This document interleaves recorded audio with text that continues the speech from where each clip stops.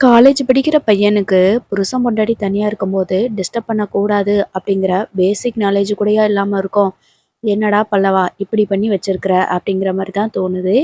சரி அப்படி என்னங்க நடந்துச்சு அப்படின்னு சொல்லி கேட்டிங்கன்னா, அப்படி வெறுமனே நம்ம சோழன் வந்துட்டு பயங்கரமா கோவப்பட மாட்டாரே அப்படின்னு சொல்லிட்டு ப்ரொமோவ பார்த்து நினச்சிட்டு தான் இருந்தேன். ஆனா, இன்னைக்கு எபிசோட பார்க்கும்போது தான் எனக்கே கொஞ்சம் கோவமா தான் இருந்தது. எதுக்கு இந்த பல்லவன ரொம்ப சைல்டிஷ்டா காட்டிட்டு இருக்கிறாங்க, இந்த கொடைக்கானல் சீரிஸ்ல அப்படின்னு சொல்லிட்டு நான் கூட யோசிச்சேன். அது என்னங்கிறத இந்த வீடியோல சொல்றேன். ஸோ பார்க்காதவங்க கண்டிப்பா கேட்டு தெரிஞ்சுக்கோங்க. மறக்காம நம்ம வீடியோவ சப்ஸ்கிரைப் பண்ணி வச்சுக்கோங்க.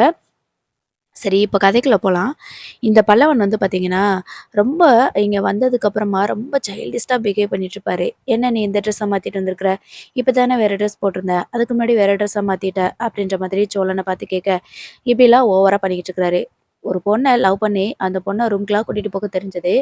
அதுக்கப்புறம் போலீஸ்ல மாட்டுனதுக்கப்புறம், "ஜஸ்ட் நாங்க பேசுறதுக்கு தான் போனோம். மத்தபடி நாங்க வேற எதுவும் பண்ணல. வேற எந்த தப்பும் பண்ணல." அப்படிங்கிறத வந்து ரொம்ப அழுத்தமா இந்த பல்லவன் வந்துட்டு சொல்லிட்டு இருந்தான். நம்ம சேரண்ணன் கிட்ட பேச சொல்லி. அப்போ ஒரு தப்பு பண்ணுவாங்க ரூம்ல தனியா இருக்கும்போது அப்படிங்கிறது இந்த பல்லவனுக்கு தெரிஞ்சிருக்குல்ல. அப்புறம் எதுக்கு தேவையில்லாம இவங்கள போய் டிஸ்டர்ப் பண்ணணும். இதுதான் கோவமேன்னு. சரி, இப்ப நம்ம பாண்டி வந்து பார்த்தீங்கன்னா, வானதி கிட்ட ஒரு பக்கம் கடல போட்டுட்டு உட்கார்ந்துட்டு இருக்கிறாரு. இன்னொரு பக்கம் நம்ம சேரண்ணா சந்தா கிட்ட பேசிட்டு இன்னொரு பக்கம் படுத்திருக்கிறாரு. நடுவுல இந்த பல்லவன் படுத்து எந்த 2 பக்கமும் திரும்புனாலும் அவங்கவங்க ஆளுங்க கிட்ட கடல போட்டுட்டு இருக்கிறாங்க. எனக்கு ரொம்ப டென்ஷனா இருக்குது. நான் என்ன பண்ணேன்? அப்படின்னு சொல்லிட்டு ரொம்ப போரா இருக்கு அப்படின்னு சொல்லிட்டு, இவங்க பேசுறத டிஸ்டர்ப் பண்ணக்கூடாதாம். ஆனா, அங்க அவங்க புருஷன் பொண்டாட்டி தனியா இருப்பாங்களாம். அங்க போய் மட்டும் பேசலாமா. அவங்கள போய் டிஸ்டர்ப் பண்ணலாமா. இது என்ன கதையாட்டம் இருக்கு. இப்ப இந்த பல்லவன் என்ன பண்றான் அப்படின்னா, விறுவிறுன்னு எழுந்திருச்சு போய் சோழனோட ரூமுக்கு போயிடுறான். போயிட்டு அங்க நம்ம சோழனும் நிலாவும் பார்த்தீங்கன்னா, வழக்கம் போல அவங்களோட ரொமான்ஸ வந்துட்டு ஸ்டார்ட் பண்ணிட்டு இருக்கிறாங்க. ஸோ அந்த நேரத்தில இந்த பல்லவன் போயிட்டு காலிங் பெல் அடிக்கிறான். "என்ன இந்த நேரம் யார் வந்திருக்கிறா?" அப்படின்னு சொல்லிட்டு நிலா கேட்கும்போது, ரூம் சர்வீஸா? நம்ம எதுவும் ஆர்டர் பண்ணலையே" அப்படின்னு சொல்லிட்டு கேட்குறாங்க. "அண்ணே, சோழனே" அப்படின்னு சொல்லிட்டு பல்லவன் கத்துறத பார்த்துட்டு, "என்ன இந்த நேரம் பல்லவன் வந்திருக்கான்?" அப்படின்னு சொல்லிட்டு வேகமா கதவ திறக்குறாங்க. "என்னடா பல்லவா?" அப்படின்னு சொல்லிட்டு நம்ம சோழன் கேட்கும்போது, இப்போ "இல்லண்ணே, என்ன பண்றீங்க? தூங்கிட்டீங்களா?" அப்படின்னு சொல்லிட்டு உள்ள வாரான். வந்துட்டு "வாடா பல்லவா, வந்து உட்காரு" அப்படின்னு சொல்லிட்டு நம்ம நிலா கூப்பிடுறாங்க. உள்ள வந்து உட்காந்ததுமே நிலா இருந்துட்டு, "என்ன சோழன் இதெல்லாம்?" அப்படின்னு சொல்லிட்டு நிலா வந்து சோழன பார்த்து கேட்க, சோழன் இருந்துட்டு, "அத நான் கேட்கணும்" அப்படின்னு சொல்லிட்டு நம்ம சோழன் ரொம்ப கோவத்தோட சொல்றாரு. "மரியாதையா அவன அங்கேருந்து போக சொல்லு" அப்படின்ற மாதிரி சொல்றாங்க. நம்ம சோழனோட மனசுல ஏதோ சொல்லுவாங்கல்ல பழமொழி. என்னமோ சிவ பூஜையில கரடி புகுந்த மாதிரி அப்படின்னு சொல்லுவாங்கல்ல. நல்ல நேரத்துல இப்படி வந்து கெடுத்துட்டானே அப்படின்னு சொல்லிட்டு நம்ம சோழனுக்கு பயங்கர கடுப்பாக தான் இருக்குது. அப்போ இந்த பல்லவன் வந்து சின்ன பிள்ளைத்தனமா நடந்துக்கிறத பார்க்கும்போது நமக்கே கோவம் வருதே. அப்ப சோழனுக்கு கோவம் வராமலா இருக்கும். இப்ப என்ன பண்றாங்க அப்படின்னா, "என்னாச்சுடா பல்லவா? என்ன இங்க வந்திருக்கிற?" அப்படின்னு சொல்லிட்டு நம்ம சோழன் கேட்க, அதுக்கு "அங்க ரொம்ப போரா இருக்குண்ணே" அப்படின்னு சொல்லி சொல்றாங்க. "ஏன்டா படுத்து தூங்க வேண்டியதானே?" அப்படின்னு சொல்லிட்டு நம்ம சோழன் கேட்கும்போது, இந்த பல்லவன் இருந்துட்டு சொல்றாரு, "இல்லண்ணே, பாண்டி அண்ணன் என்னடான்னா, வானதி அக்கா கிட்ட பேசிட்டு மொக்க போட்டுட்டு இருக்கிறாரு. வானதி கிட்ட பேசிக்கிட்டு." இந்த பக்கம் திரும்பி படுக்கலான்னு பார்த்தா, நம்ம சேர் அண்ணன் சந்தா கிட்ட பேசிட்டு, ஹிந்திலேயே பேசிக்கிட்டு, அவங்க ஒரு பக்கம் மொக்க போட்டுட்டு இருக்கிறாங்க.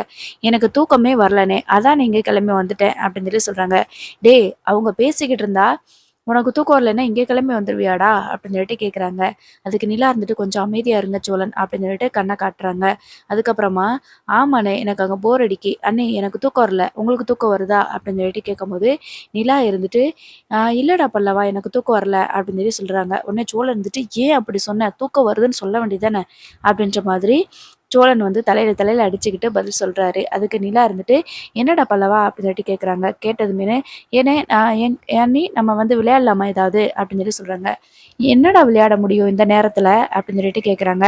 "எனக்கும் தூக்கம் வரல, உங்களுக்கும் தூக்கம் வரல. வாங்க நம்ம ஏதாவது விளையாடுவோம்" அப்படின்னு சொல்லிட்டு இந்த பல்லவன் என்ன பண்றான் அப்படின்னா, அந்த ரூம்ல கார்ட்ஸ் எல்லாம் வச்சிருக்கிறாங்க.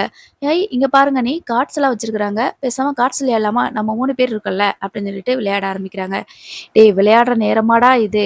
உங்க 2 பேருக்கும் தூக்கம் வரலன்னா, எனக்கு தூக்கம் வருதுடா" அப்படின்னு சொல்லி சொல்றாங்க. உடனே பல்லவன் வந்துட்டு, "சரிண்ணே, சோழனே நீ படுத்து தூங்கு. நானும் அண்ணியும் விளையாடுறோம்" அப்படின்னு சொல்லிட்டு அவங்க "வாங்க நீ விளையாடுவோம்" அப்படின்னு சொல்லிட்டு வந்து உட்கார்றாங்க. தன்னால நிலாவுக்கு என்ன சொல்றதுன்னே புரியல. "ஐயய்யோ! இவன் வேற இப்படி பண்ணிக்கிட்டு இருக்கிறானே! நம்ம இந்த நேரத்தில என்ன சொல்ல முடியும்?" அப்படின்னு சொல்லிட்டு 2 பேரும் விளையாண்டுட்டு இருக்கிறாங்க. அப்ப சோழன் இருந்துட்டு கட்டில்ல அமைதியா படுத்திருக்கிறாரு. "இவனுக்கு எப்படி நம்ம வெளியில அனுப்புறது?" அப்படின்னு சொல்லிட்டு. இப்போ இவங்க 2 பேரும் விளையாண்டுட்டு இருக்கும்போது, "டேய் பல்லவா! அண்ணே தூங்கணும்ல, எனக்கும் தூக்கம் வந்துருச்சு. போ நீ ரூமுக்கு போ" அப்படின்னு சொல்லி சொல்றாங்க. "அண்ணே என்னண்ணே நாங்க இன்னும் விளையாண்டு கூட முடிக்கல. அதுக்கு முன்னாடி என்னைய போன்னு விரட்டிட்டே இருக்கிற" அப்படின்னு சொல்லிட்டு இவங்க பேசிட்டு இருக்கிறாங்க. அதுக்கு நம்ம சோழன் இருந்துட்டு, "இருக்குது இன்னைக்கு அவனுக்கு" அப்படின்னு சொல்லிட்டு வேகமா எழுந்திரிச்சு வெளியில போறாங்க. "என்னண்ணே தூக்கம் வருதுன்னு சொல்லிட்டு எங்க போற?" அப்படின்னு சொல்லிட்டு கேட்கறாங்க. "நீங்க விளையாண்டுட்டு இருக்கீங்கல்ல, உங்களுக்கு டீ, காஃபின்னு ஏதாவது வாங்கிட்டு வந்து குடுக்குறேன்" அப்படின்னு சொல்லிட்டு சொல்லவுமே, "சூப்பர்ண்ணே, தேங்க்ஸ்ண்ணே, போயிட்டு வாண்ணே" அப்படின்னு சொல்லிட்டு பல்லவன் அனுப்பி வைக்க, உடனே நம்ம சோழன் வந்துட்டு விறுவிறுன்னு வந்து சேரண்ணா வீட்டு சேரனோட ரூமு கதவ தட்டுறாரு. சேரனே" அப்படின்னு சொல்லிட்டு. அப்ப வேகமா, "என்னடா இது? சோழன் சத்தம் கேட்குது" அப்படின்னு சொல்லிட்டு வேகமா நம்ம சேரனும், பாண்டியும் கதவ திறக்குறாங்க.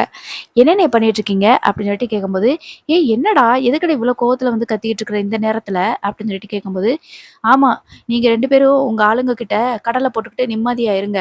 நான் மட்டும் அ பொண்டாட்டிய பக்கத்திலேயே வச்சுக்கிட்டு அ சும்மா வந்து உட்காந்துக்கிட்டு இருக்கிறேன் என்ன?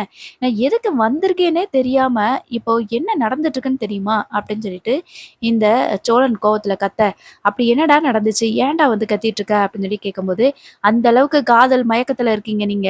என்ன உங்க ஆளுங்க கிட்ட கடல போட்டுட்டு உட்காந்துட்டு இருக்கீங்க. பல்லவன் என் ரூம்ல வந்து உட்காந்துட்டு இருக்கான்" அப்படின்னு சொல்லி சொல்றாங்க. "என்னடா சொல்ற? பல்லவன் எதுக்கு அங்க வந்தான்?" அப்படின்னு சொல்லிட்டு பாண்டி கேட்க, "அத நீ ஏன்ட்ட கேட்கிற? ஏன்டா இப்படி இருக்கீங்க? அவன உங்கள பத்திரமா பார்த்துக்கவே தெரியாதா? என்னை எந்த தொந்தரவும் பண்ண மாட்டா அப்படி சொல்லி தானே நீங்க கூட்டிட்டு வந்தீங்க. ச்சே! இப்படி நல்ல நேரத்துல வந்து எங்க மூடையே ஸ்பாயில் பண்ணி விட்டுட்டான். நடுவுல ஏதோ சொல்லுவாங்களே, சிவபூஜையில கரடி புகுந்த மாதிரி வந்து அ புகுந்துட்டான்" அப்படின்ற மாரி சொல்றாங்க. உடனே பாண்டி வந்துட்டு, "எதுக்குடா தேவையில்லாம கத்திட்டு இருக்கிற? இப்ப என்ன? அவன போய் நாங்க போய் கூட்டிட்டு வரோம்" அப்படின்னு சொல்லி சொல்றாங்க. "இப்ப என்னவா? அண்ணே நான் சொல்றது உங்களுக்கு கொஞ்சமாவது புரியுதா?"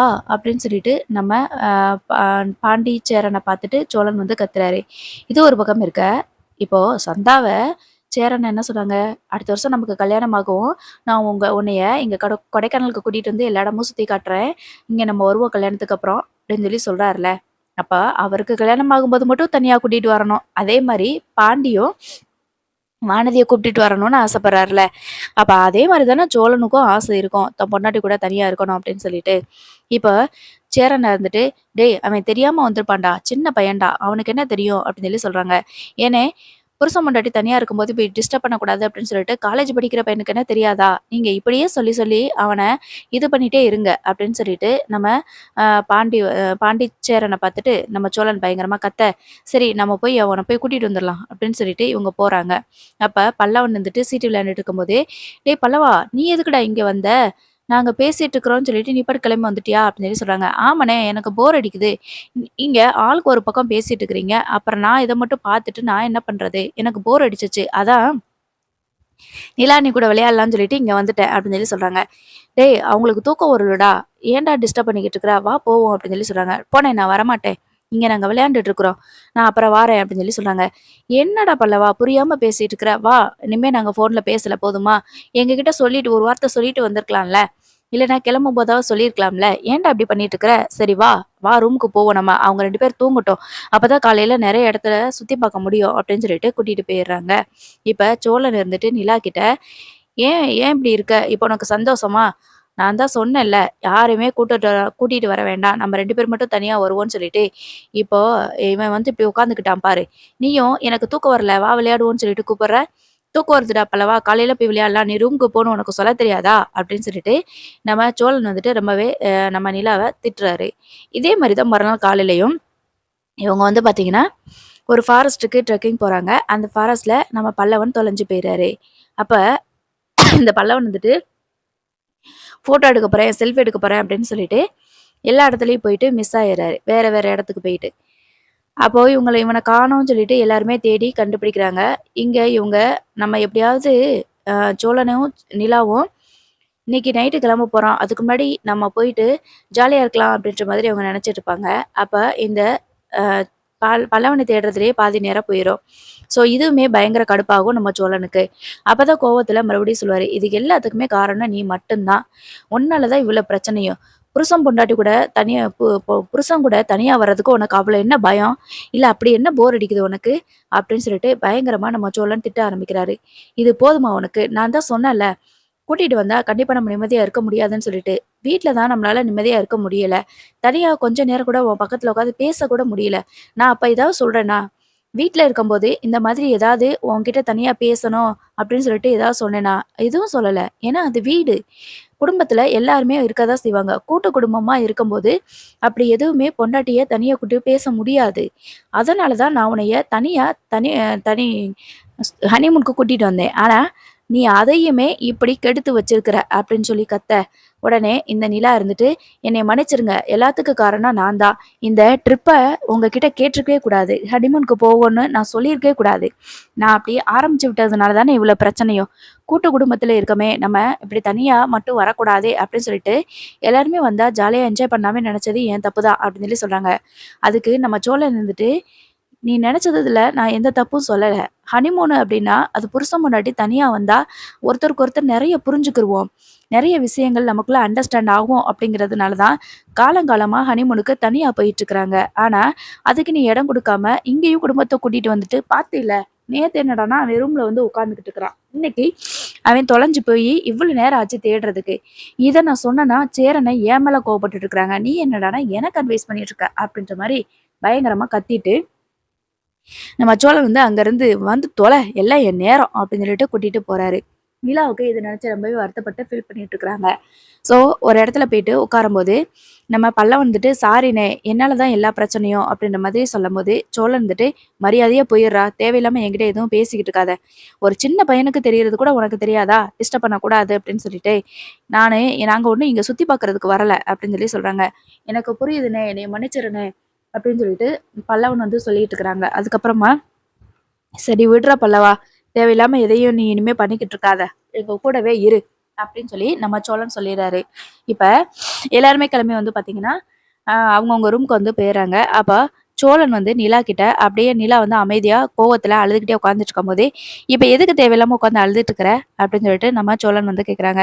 "எதுக்கு தேவையில்லாம திட்டுறீங்க? உங்களுக்கு நான் போர் அடிச்சுட்டேன்ல?" அப்படின்னு சொல்லிட்டு நிலா சொல்லும்போது, சோழன் வந்துட்டு, "என்ன வார்த்தை பேசிட்டு இருக்கிற?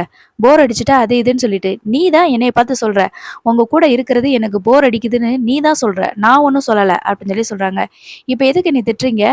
இப்போ எல்லாத்துக்கும் காரணம் நீ தான். நீ தான் என் நிம்மதிய கெடுக்குற அப்படின்னு சொல்லிட்டு, நீங்க தானே சொன்னீங்க." அப்படின்னு சொல்லிட்டு அழும்போது, சொல்லிட்டு அழுகுறாங்க. அப்ப சோழன் வந்துட்டு, "சரி விடு. ஏதோ கோவத்துல சொல்லிட்டேன். எனக்கு இருக்கிற டென்ஷன்ல அவ்வளோ தூரம் வந்து எனக்கு அவ்வளோ டென்ஷன் ஆயிருச்சு இந்த பல்லவன் பண்ண வேலையினால. அப்படியே மிஸ் ஆயிட்டான் அப்படின்னா, அந்த காட்டுக்குள்ள அவன எப்படி தேடுறது? எவ்வளோ பெரிய பிரச்சனையா மாறும் தெரியுமா?" அப்படின்னு சொல்லிட்டு நம்ம சோழன் வந்து சொல்லிட்டு இருக்கிறாங்க. அதுக்கப்புறமா நிலா மறுபடியும் அழுதுட்டு இருக்கிறதுனால, சோழன் போயிட்டு நிலா கைய பிடிச்சுட்டு, "சரிடி, சாரி போதுமா? டென்ஷன்ல கத்திட்டேன்" அப்படின்னு சொல்லி சொல்றாங்க. உடனே இந்த நிலாவும், "அதுக்காக அப்படியா திட்டுறது என்னைய?" அப்படின்னு சொல்லிட்டு நிலா வந்து கோவப்படுறாங்க. "சரிடி, என்னைய மன்னிச்சிரு போதுமா? உன் கால்ல வேணா விழுகட்டுமா?" அப்படின்னு சொல்லிட்டு சோழன் வந்து நிலாவோட கால்ல வந்து விழுகும்போது, "சரி விடுங்க. நானும் பண்ண தப்பு தான். நீங்க சொன்ன மாதிரி நம்ம தனியாவே வந்திருக்கலாம்" அப்படின்னு சொல்லிட்டு இந்த நேரம் பார்த்து நிலா சொல்றாங்க. "சரி விடு. இனிமே என்ன பண்ண முடியும்? அதான் இன்னைக்கு நைட்டு ஊருக்கு கிளம்புறோம்ல. இன்னொரு தடவ இந்த மாதிரி நம்ம வெளியில போகணும்னு சொல்லிட்டு கூப்பிட்டா, தனியா நீ மட்டும் தான் வரணும். புரியுதா? எனக்கும் என் குடும்பத்துக்கு மேல அக்கறை இருக்கு நிலா. நான் மட்டும் என் குடும்பம் வேண்டான்னு நான் நினைக்கிறேன். அவங்களும் சந்தோஷமா இருக்கணும்னு நான் நினைக்க தான் செய்றேன். ஆனா, அதுக்குன்னு நேரம், காலம்னு சொல்லிட்டு ஒண்ணு இருக்குது. அத புரிஞ்சுக்கோ ஃபர்ஸ்ட்டு" அப்படின்னு சொல்லிட்டு நம்ம சோழன் சொல்றாங்க. நிலா இருந்துட்டு, "பரவாயில்ல, நீங்க இப்ப என்னைய திட்ட ஆரம்பிச்சுட்டீங்கல்ல" அப்படின்ற மாதிரி மறுபடியும் ரியாக்ஷன் குடுக்குறாங்க. "உன்னை என்னதான் பண்றது? எப்படிதான் சமாதானப்படுத்துறது?" அப்படின்னு சொல்லிட்டு நம்ம சோழன் வந்து கோவத்துல உட்காந்துருக்கும்போது, நிலா இருந்துட்டு வேகமா சோழனோட கைய வந்து பிடிக்கிறாங்க. "சாரி சோழன். நான் தான் தப்பு பண்ணிட்டேன். நீங்க சொல்றத நான் புரிஞ்சுக்கல. உங்களுக்குன்னு வீட்லயும் டயம் இல்ல. உங்க கூட நான் டைம் ஸ்பெண்ட் பண்றதுக்கு நான் வந்து உங்களுக்கு டைம் குடுக்கவே இல்ல. சாரி, என்னைய மன்னிச்சிருங்க. நான் வந்து இனிமே புரிஞ்சுக்கிறேன்." அப்படின்னு சொல்லிட்டு நம்ம நிலா வந்து சொல்லிட்டுருக்குறாங்க. அதுக்கப்புறமா, "சரி ஓகே விடு, அழுகாத. வெளியில போலாமா?" அப்படின்னு சொல்லிட்டு கேட்குறாங்க. "வெளியில போகவா? எங்க போலாம்?" அப்படின்னு சொல்லிட்டு கேட்கும்போது, "வா, பக்கத்துல ஒரு கோவில் இருக்குதாம். ரொம்ப ஃபேமஸான கோவில். பிரம்மன் கோயிலுன்னு ஏதோ சொல்றாங்க. அங்க போயிட்டு வந்தா இன்னும் சூப்பரா இருக்கும். சிறப்பா இருக்கும் லைஃபு" அப்படின்னு சொல்லியிருக்கிறாங்க. நம்மளும் புதுசா கல்யாணம் பண்ணவங்க தானே. நம்மளோட வாழ்க்கையில இனி எந்த பிரச்சனையும் வரக்கூடாது அப்படின்னு சொல்லிட்டு, அங்க போயிட்டு வரலாம் அப்படின்னு சொல்லிட்டு, நம்ம நிலாவை சோழன் வந்து கூப்பிட்றாங்க. சரி ஓகே சோழன், நம்ம அங்கே போகலாம் அப்படின்னு சொல்லிட்டு கூட கூட்டிகிட்டு போயிட்டுருக்குறாங்க. அப்போ கோயிலுக்கு போயிட்டு பிரம்மாண்டமா இருக்குல்ல! சூப்பரா இருக்குல்ல! அப்படின்னு சொல்லிட்டு எல்லாமே இடத்துலலாம் சுத்தி பார்த்துட்டுருக்குறாங்க. அப்போ இவ்ளோ மலைகளுக்கு நடுவுல இப்படி ஒரு கோவில் கட்டியிருக்கிறாங்க பார்த்தீங்களா? நல்லா இருக்குல்ல! அப்படின்னு சொல்லிட்டு நம்ம நிலா வந்து எல்லா இடத்துலயும் சுத்தி பார்த்துட்டு, நிலா வந்து பார்த்தீங்கன்னா, விளக்கு போடுறது அந்த மாதிரி எல்லாம் பார்த்துட்டுருக்குறாங்க. அப்ப நிலா இருந்துட்டு, "விளக்கு போடுறதுக்கு விளக்கு வாங்கிட்டு வந்துட்டீங்க. தீப்பெட்டி வேணும்ல, தீப்பெட்டி வாங்கிட்டு வரல." அப்படின்னு சொல்லிட்டு நம்ம நிலா சொல்லும்போது, "ஒரு நிமிஷம் நிலா, நான் போய் வாங்கிட்டு வந்துடுறேன். சாரி." அப்படின்னு சொல்லிட்டு வாங்க போயிறாரு. அப்போ இவங்க கையில விளக்க வச்சுக்கிட்டு, விளக்கு ஏத்துறதுக்காக வெயிட் பண்ணிட்டுருக்கும்போது, ஒருத்தர் வந்து வராரு. அவரு ரொம்ப யங்ஸ்டரா தான் இருக்கிறாரு. ஆனா, அவர் ஒரு சாமியார் மாதிரி இருக்கிறாரு. வந்துட்டு சொல்றாரு, "நீ என்னதான் வந்து கோவில்ல வந்து விளக்கு போட்டாலும், பிரம்மனோட கோவில்ல வந்து விளக்கு போட்டாலும், பிரம்மன் வந்து உன் தலையெழுத்த மாத்தி எழுதியிருக்கிறான். ஆனா மாத்தி எழுதிட்டான். இனிமே உன் தலையெழுத்துப்படி தான் நடக்கப் போகுது." அப்படின்னு சொல்லி சொல்றாங்க. "நீங்க என்ன சொல்றீங்கன்னு எனக்கு ஒண்ணும் புரியல." அப்படின்னு சொல்லிட்டு கேட்கும்போது, "நீ இந்த குடும்பத்த எந்த அளவுக்கு நேசிக்கிறியோ, அந்த அளவுக்கு அந்த குடும்பத்த விட்டு நீ தூர பிரிய போற." அப்படின்னு சொல்லி சொல்றாங்க. "என்ன சாமி சொல்றீங்க? என் குடும்பத்த நான் பிரிய போறேனா?" அப்படின்னு சொல்லிட்டு கேட்கும்போது, "ஆமா, எந்த குடும்பம் உன்னைய தலை மேல தூக்கி வச்சு ஆட்டிட்டு இருக்கிறாங்களோ, அந்த குடும்பமே அடுத்து நீ இந்த வீட்ல இருக்க வேண்டாம் அப்படின்ற சொல்ற நாள் வரும். நீ தான் இந்த குடும்பம் முக்கியம் முக்கியம்னு சொல்லிக்கிட்டு இருக்கிற. ஆனா அந்த குடும்பத்துல அடுத்தடுத்த மருமகள்கள் வரும்போது, உனக்கு அந்த இடத்துல மதிப்பு இருக்காது. அந்த வாழ வந்த மருமகள்களே வந்து நீ பார்த்து பார்த்து கல்யாணம் பண்ணி வச்ச அந்த மருமகள்கள் வந்து உன்னைய அந்த வீட்ல இருக்க விடாம பண்ண போறாங்க.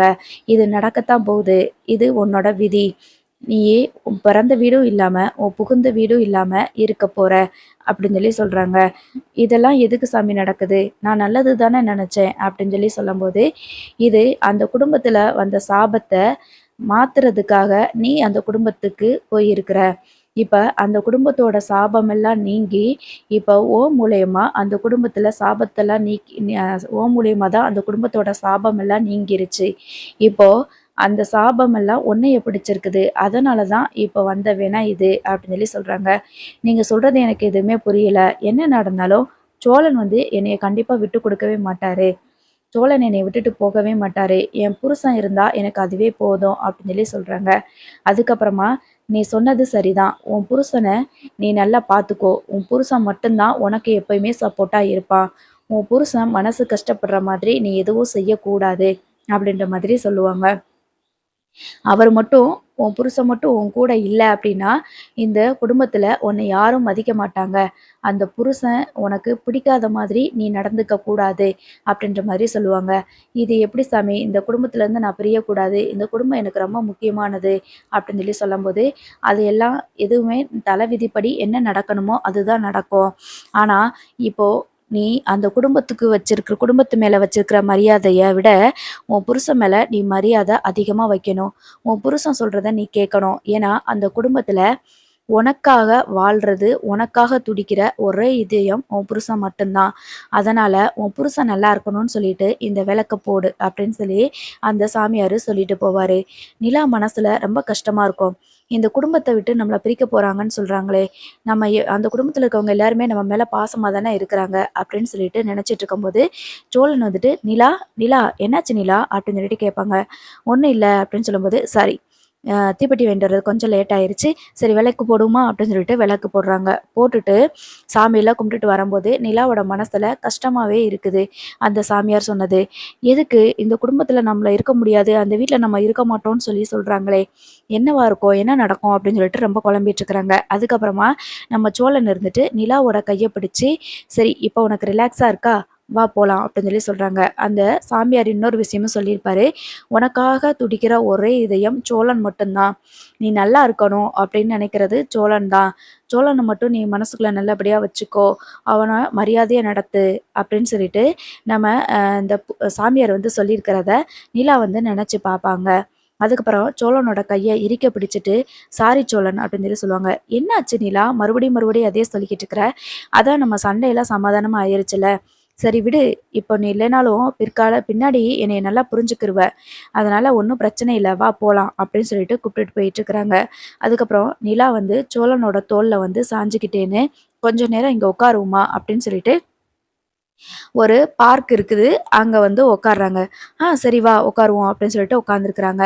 நிலா வந்து தோழனோட சாரி சோழனோட தோள்ல சாஞ்சுக்கிட்டு, அவங்க கைய பிடிச்சுக்கிட்டு, "என்னைய விட்டு எங்கேயும் போயிற மாட்டீங்கல்ல?" அப்படின்னு சொல்லிட்டு கேட்குறாங்க. "என்னடி பேசுற? உன்னைய விட்டு நான் எங்க போக போறேன்? எங்கேயுமே போமாட்டேன். எத பத்தியும் நீ கவலைப்படாத. உனக்காக நான் இருக்கேன்." அப்படின்னு சொல்லி சொல்லுவாங்க.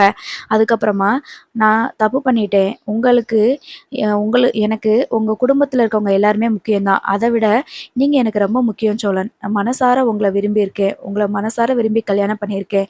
நான் உங்களுக்கு தான் முதல்ல இம்பார்ட்டன்ஸ் குடுக்கணும். என்னதான் குடும்பம், குடும்பம்னு இருந்தாலும், உங்களுக்கு அப்புறம் தானே அவங்க எல்லாம். நான் அத பத்தி யோசிக்கவே இல்ல. என்னைய மன்னிச்சிருங்க சோழன்." அப்படின்னு சொல்லிட்டு மறுபடியும் சொல்றாங்க.